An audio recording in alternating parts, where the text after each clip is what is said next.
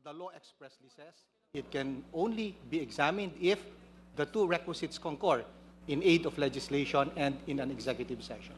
Thank you, Madam Chair. But this is not an inquiry in aid of legislation. This is an impeachment proceeding. Yan ang dahilan ayon kay BIR Commissioner Charlito Mendoza kung bakit hindi raw pwede buksan at suriin ng House Justice Committee ang kahong ito ng income tax returns ng mag-asawang Vice President Sara Duterte at Attorney Mans Carpio. Parang you are so near yet you're so far.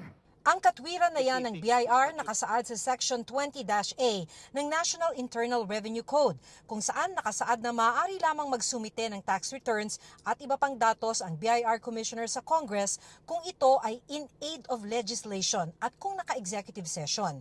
Dahil dyan, gusto dapat bawiin ng BIR ang kahon ng tax returns pero umalma dito ang komite. Therefore, what we will do, Madam Chair, is to withdraw our submission. We will not be returning this to BIR. Kaya ang selyadong kahon, pinirmahan ng BIR Commissioner at iniwan sa Kamara. Sabi ni dating BIR Commissioner Kim Henares, mahigpit talaga ang batas sa pagsasapubliko ng income tax returns dahil maaring may maibunyag na trade secret kung mabusisi ito ng kalaban sa negosyo. Kasi yung tax return, pag makikita mo kung saan siya kumikita, paano siya kumikita, and usually these are trade secret, di ba? May mga confidential provision dyan, no? Yung pag makikita mo, kung ikaw ay competitor, makikita mo saan siya gumagastos, mga ganyan, no?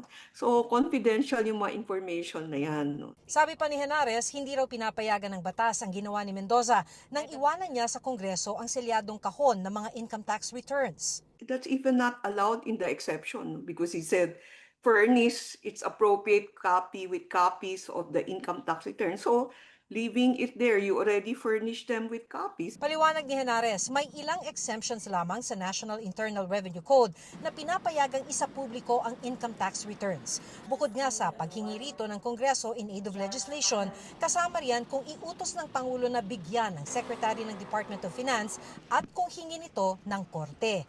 Kaya ibang usapan raw kung ang Senate Impeachment Court na ang hihingi ng tax records. Ganito raw ang ginawa noon ni Henares nang ipatawag siya sa impeachment trial ni dating Chief Justice Renato Corona noong 2012 para ipresenta sa pagdinig ang tax records ni Corona at ng may bahay nito. Senate is already a court, no, because it's an impeachment court. So this Section E will now be the exception. Although in my case, I asked the President authority to release the return